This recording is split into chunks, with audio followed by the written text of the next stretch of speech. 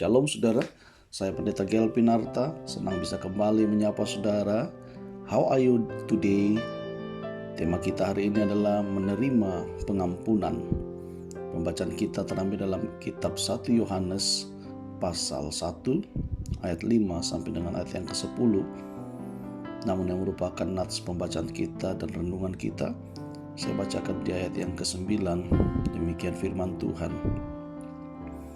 Jika kita mengaku dosa kita, maka Ia setia dan adil, sehingga Ia akan mengampuni segala dosa kita dan menyucikan kita dari segala kejahatan. Bapak Ibu yang diberkati oleh Tuhan Yesus Kristus, pada tahun 1830, seorang yang bernama George Wilson divonis menjalani hukuman gantung karena telah merampok sebuah kantor pos di Amerika Serikat. Namun, Presiden Andrew Jackson mengeluarkan surat pengampunan bagi Wilson. Anehnya, Wilson menolak pengampunan itu.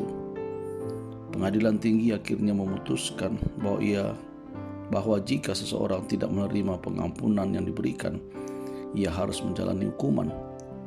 Nilai pengampunan terletak pada penerimaan orang yang diampuni.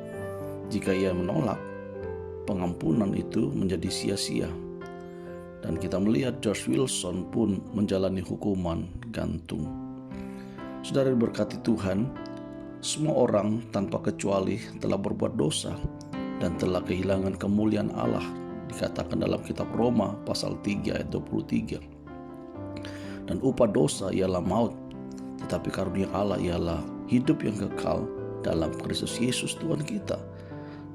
Roma pasal 6 ayat 23. Saudara diberkati Tuhan, sebagai orang berdosa, agar terhindar dari maut dan mendapatkan karunia Allah, maka kita harus mengaku dosa kita dan bersedia menerima pengampunannya sesuai dengan nats pembacaan kita hari ini. Seberapapun besar dosa kita, saudaraku, Tuhan sanggup mengampuninya.